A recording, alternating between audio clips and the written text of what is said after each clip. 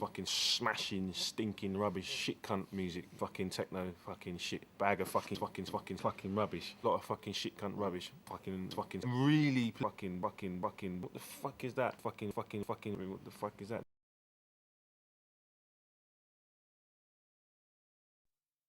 The only drum and bass sound system in the world. Valve is a sound thing. Shaka used to use amps called valve amps. A lot of old sound systems used to use valve amplifiers, which had a really warm sound to them. And the longer you played them, the warmer and rounder the bass got, basically, out of these amplifiers. So that's what it's an expression of sounds for me. The name of the label is in it's a warm, you know what I mean, fat label in terms of sound. And it was that whole fascination with bass. You know what I'm saying? It was like that unique free, and you had LFO, and then you had the people that copy them and whatever. But that was the driving thing. It was the bass.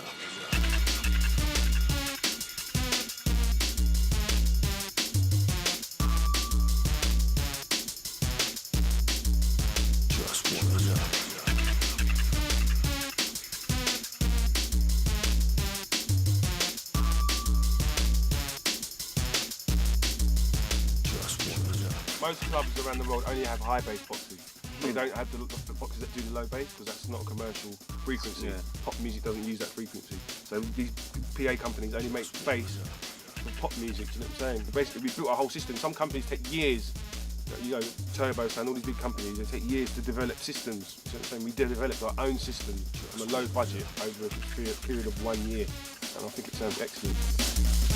You've got to get the acoustics right, the dynamics have to be spot on, do you know what I'm saying?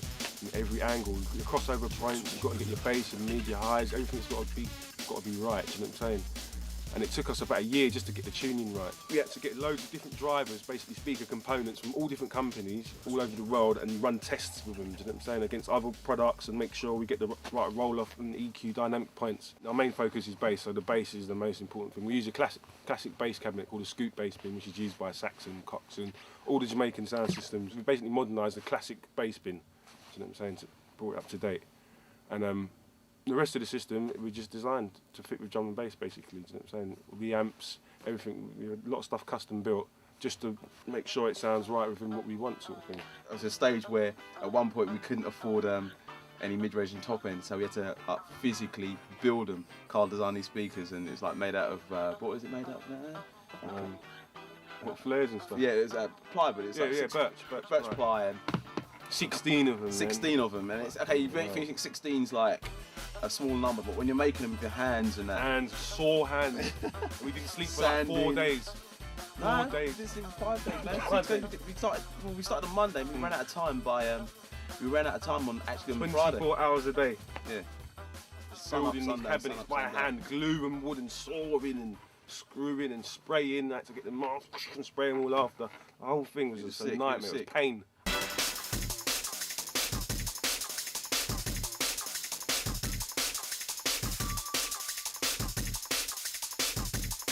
It's not a joke. We're talking about 3 7.5 ton lorries filled to the brim of sound system. You know, it's like a convoy. Bass bins on top of bass bins. A lot of people think we ain't gonna build it. Yeah. I know that people just think, oh, they're talking shit. They ain't building that. They ain't building no studio. They're not doing nothing, mate. They're just talking fucking shit and making tunes for V. Yeah.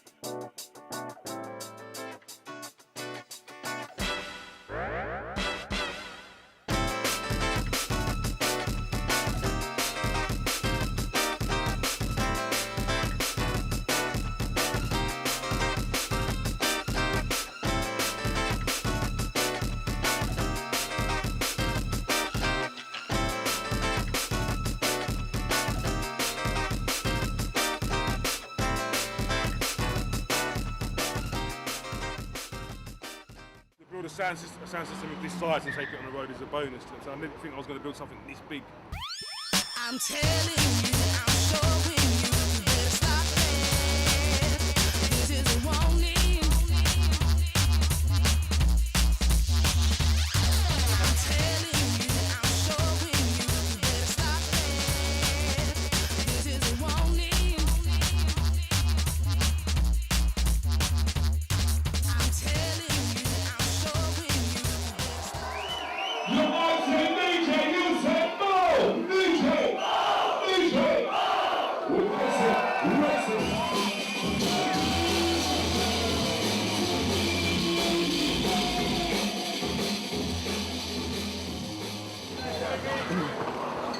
system was heaving. It was absolutely rinsing. The presence of the sound system was completely in your face. You got full body resonance. Wicked sound system. We had a really good time, didn't we? Good time. Danced all night. That was fucking the bollocks, mate. I well enjoyed it.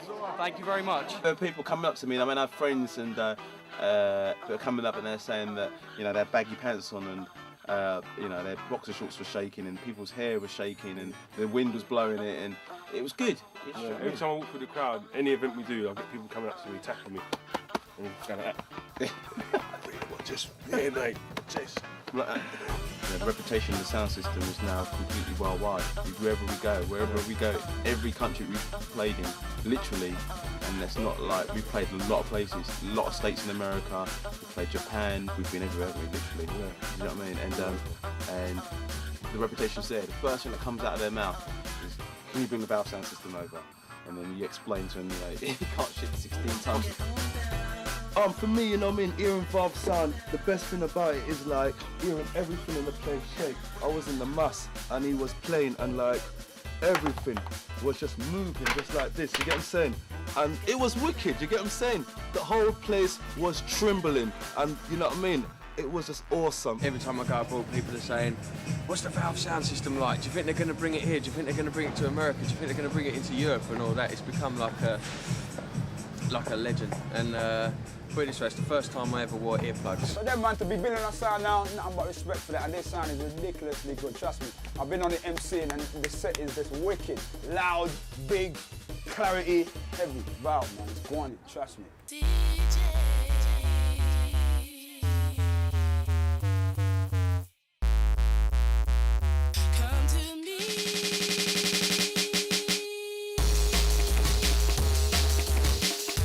Never ever happy with what stage we're at. We're never saying, well, this is it and we're great and we're big shots because we're now on this level. I like to always think that we're always progressing and we're never ever, do you know what I mean? Never content with where we are. You're never content. We always do a bit better. Nowhere near it. Yeah, we just started, man. Yeah. We're going to buy a club, basically. And we're going to permanently install half of the system into a club. That is the goal of this whole fucking project, as well as jacking the sound system, is having our own club. Club with the best sound system in the world, basically.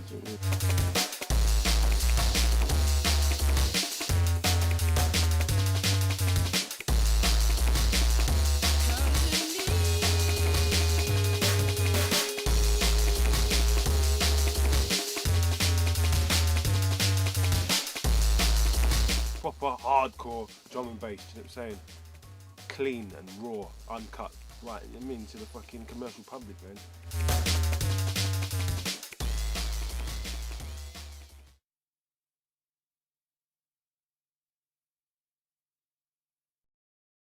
What was that?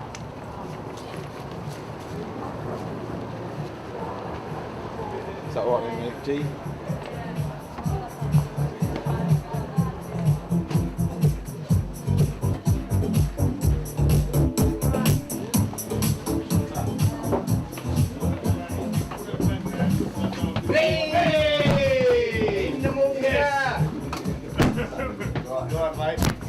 Hey, man, that's Clarky the cunt. Hey! We're saying this. We're saying, man. You alright? Yeah. Wicked. Alright. Wicked. Long time. Come down. Where's Nicky in fucking nutcase? He's indoors, mate. He's in his bed. That's what comes from on there. Got to talk to you, mate. Got one of these, mate, yeah? Got one of these, yeah? Yeah? I used to go up his house when I was like 10, man, and listen to beats. You know what I'm saying? I was in school and he was working, man, so every Friday he'd come home with a big bag of records from Hitman Records. That's the one, mate. And he was just busting up the beats every day in there, man, mixing up. And I used to go in there and listen to all the tunes, you know what I'm saying, and it inspired me, man, you know what I'm saying? Clarky, known him for a long time. And when I meet you, Kevin, here, I met Dean in there, man.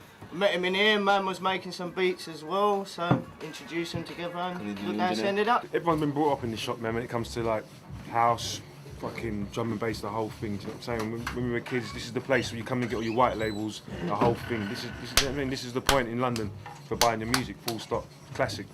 Legendary black market records. First ever shop will add a section just devoted entirely to drum and bass. The first ever shop. Classic. It's a classic shop. Classic. Yeah. If you go on Brion Classic now, it's just...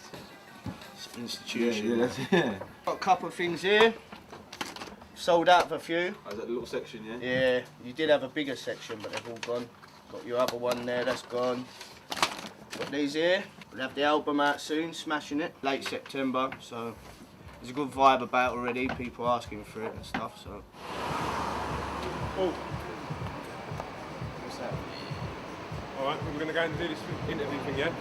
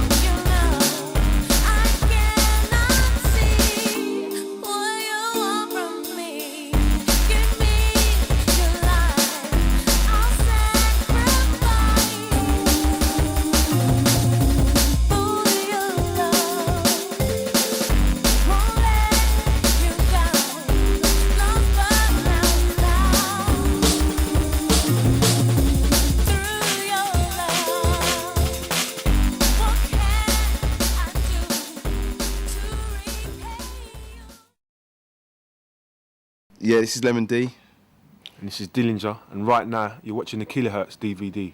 The current state of drum and bass, it could be fixed up a hell of a lot better. For obvious reasons, what we've been saying for the last sort of 3 or 4 years is that there's not enough musical influence in the music. You know what I'm saying? A lot of guys are just out there to like battle against each other with noisy, smashing beats and not really thinking about the overall, do you know what I mean, thing. Whereas the tunes they're making are quite disposable. I mean, we all make disposable music to an extent, but you know, you've got to have a flavour in there.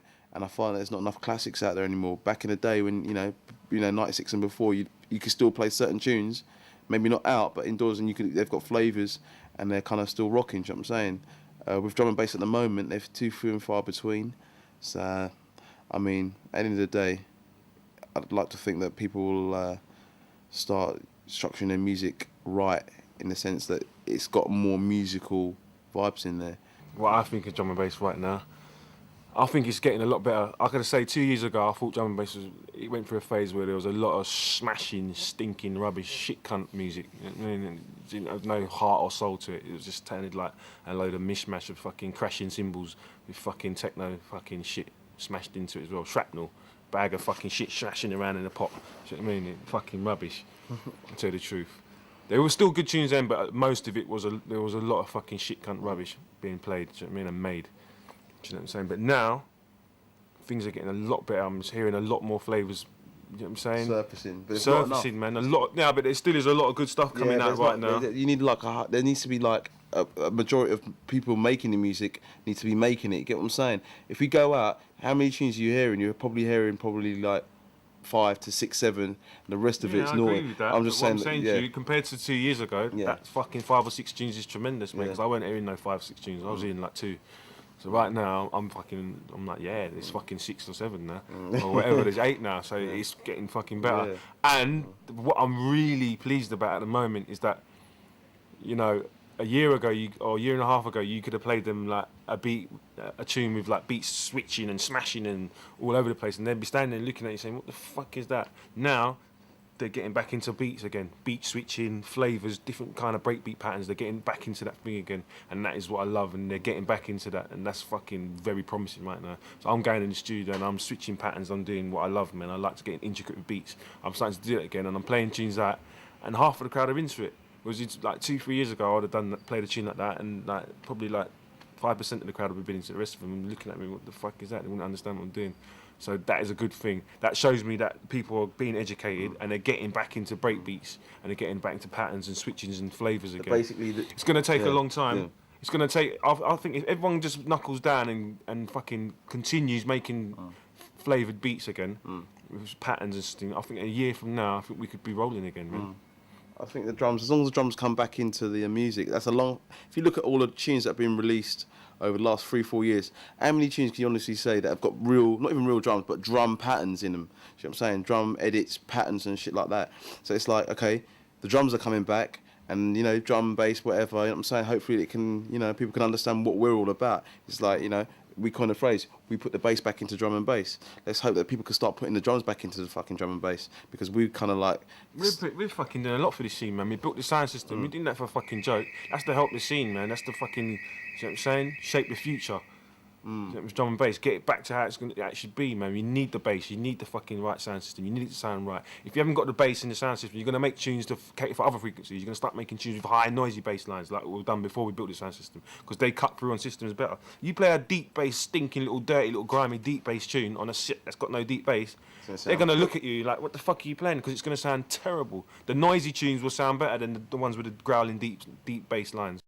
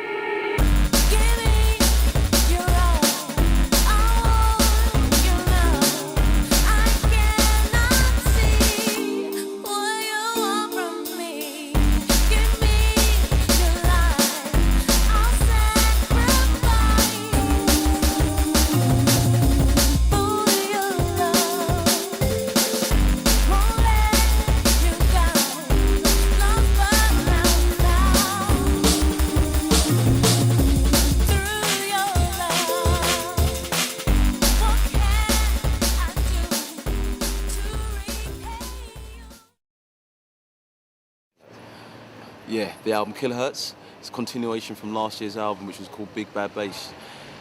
This album is strictly dancefloor again, but you got to understand why we've coined this one the Kilohertz, because the kilohertz basically is a measurement of sound frequencies, i.e. bass. You know what I'm saying? This album's been designed for the dance floor. You know what I'm saying? Heavyweight, stinking, nasty, stinking bass lines crunching you and smashing you straight in your face.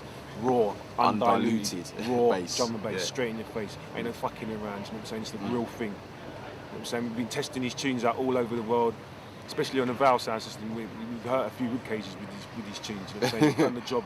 They've done they're the real thing. Kilohertz. The real deal.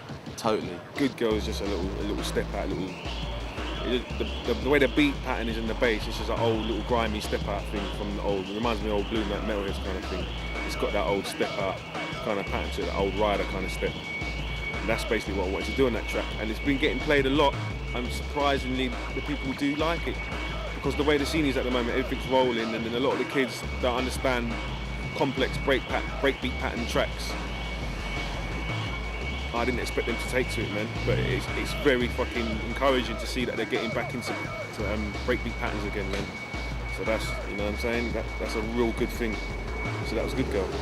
Ride With Us basically was a track that I put together. The whole vibe of it was to sound quite 80s in the sense of the vocal, 80s kind of pop rock kind of vibe.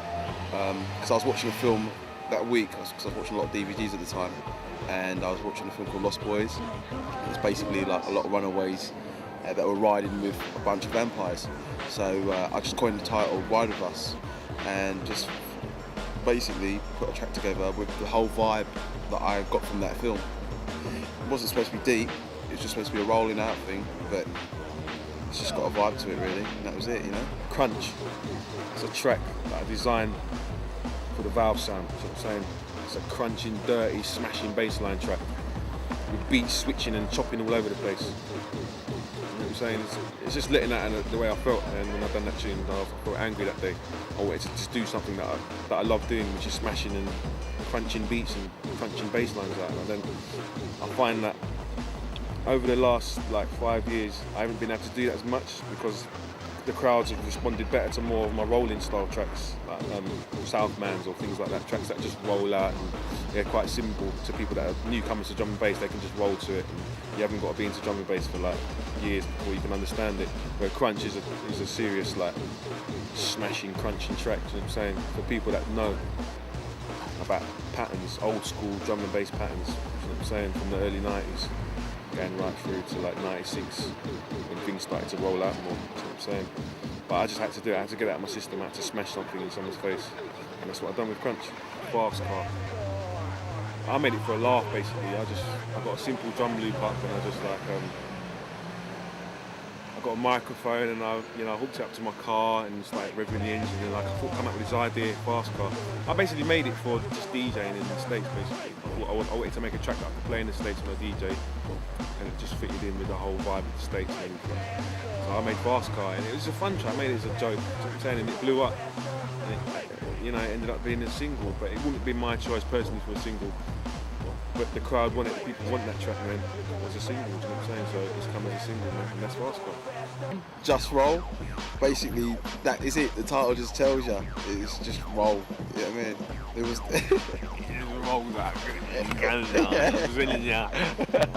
Nah, it was just. There's no deepness, no thought to it. It was just a basic drum and bass roller, rolling beat, rolling bass line, and a snare that was a bit mixed a bit too much in the sky, as Carl says. But you know, it was there, and at the time I didn't have another track to put on the album, to be honest with you, and it was there, and it had a good mix to it, apart from the snare, which was in the sky, but it kind of fitted with the whole sound at the time, so I just went with it. Hands in the Air, that track was inspired by raves in like the early 90s basically. We used to go out to raves like Innovation at Crystal Palace, not Innovation, Elevation, sorry, at Crystal Palace. And like you get DJs like Frost and Groove Ride and everyone ripping it up. And those days when the tune had a big breakdown with this big string breakdown, the kids used to have like white gloves on and they'd be like, their hands would be in the air. And like, so I'm saying that I just wanted to recreate that vibe again in the track, and that's why I've done it. That's why I've done Hands in the Air basically. Yeah, Afterlife was basically a track that I'd written 4 years ago, and I just done beats and I gave it to a friend of mine called Michelle Gale. She's like an established singer and actor, and she wrote these vocals on this track, and I was really impressed. I was like, it's just like, this can work. But the actual vocals overshadowed the track at the time. I wanted to mix the track down, and I never actually did anything with it. So what I did was kept it there until I was ready, and I thought at the time I was doing kilohertz, it'd be good to have a vocal piece on there, and also the fact that Afterlife had this kind of like soulful vibe to it, it kind of tied in with what we were doing, with like, you know, each track had to have a different vibe to it, a little era vibe to it, so that was the whole thing sorted for me. Basically, I decided that I'd use Afterlife on the album just to break it up a bit, you know, and keep it on that kind of soulful jazz thing with a jazz break kind of pattern. Right, Time Out. You know what, Time Out was just a little rolling thing what I've done. And because it's not a concept album, because it's just a club album, I wanted to show a few different styles. Time Out, it just reminds me of just a kind of just a little rolling kind of jump up vibe, but it's still got a bit of heart in it. The intro says that with the little vocal textures that come in, and the string patterns. But basically, it is just a little roller. It's nothing deep, nothing to write home about. At the end of the day, rollers are good. In the club, they work, and that's what people like. So sometimes you just got to roll out, and that's what I've done. Roll out, Time Out. Program 1 was basically I put a lot of harsh, like K, like you know, 1K to 3K like frequencies in the beats and on the strings and stuff. I just messed around with radio frequencies at the time. Some of it you can't really hear, but it kind of makes up the atmosphere of the beat and the tune. And the reason why I titled it as Program 1, because it was as if it was like, you know, on the radio, Program 1, and that's it basically. Generation X there was me having a bit more fun, a bit more thought went into that.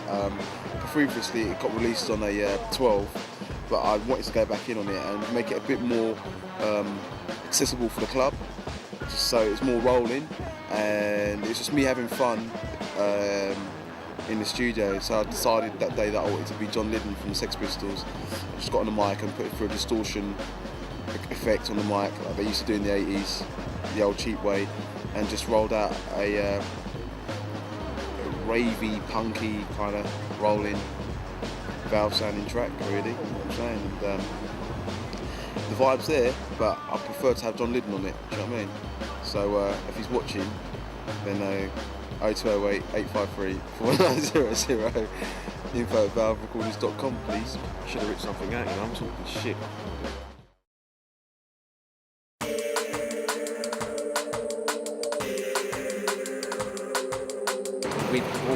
bass bins with us. For the last month, we've been preparing for this gig. We've made a point of making tonight's gig very special, basically because of our relationship with TOV and everything else. It's nice. Plus we're in London. We want to let the London people see what's happening. They're missing out. We're always everywhere else, you know?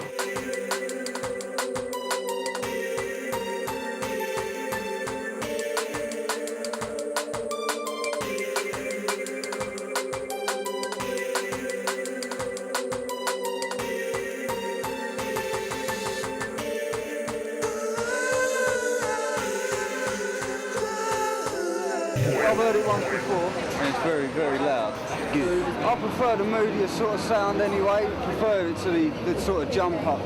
You know, it's much better feel, I reckon. Excited. I've heard it before though. It's right. It's fucking awesome, mate. Went to a Reading and it fucking blew the place down. Real good, mate. Real good.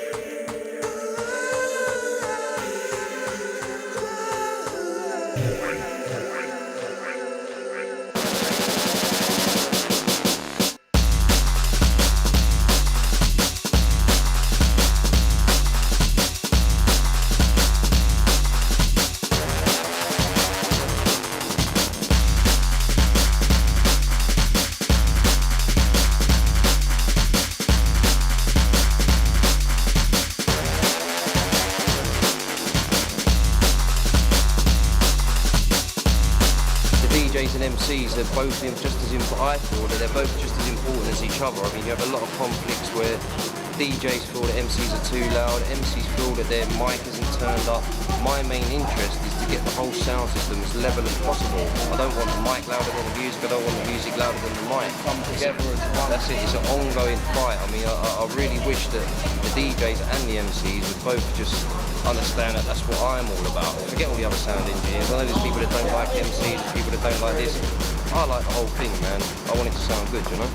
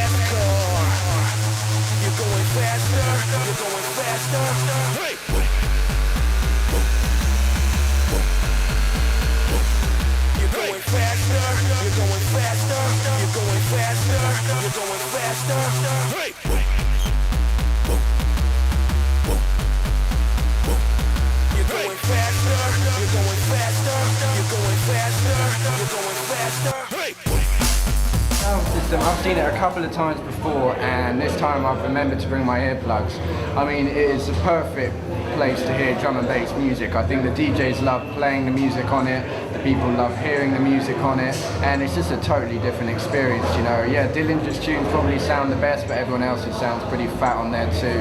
And it's just something different, something fresh, you know. It makes the night different. I like it a lot. Yeah, the truth is, I mean, when I was up at university in Leeds, my friend put on a Valve system night, and I actually had to help put it in, and I tell you, there's a hell of a lot of speakers, and it takes a while putting all that together. A whole team, 3 van loads of stuff. It was like, you know, it's a big thing, and you know, and you only have to go in there once and you hear what it's all about.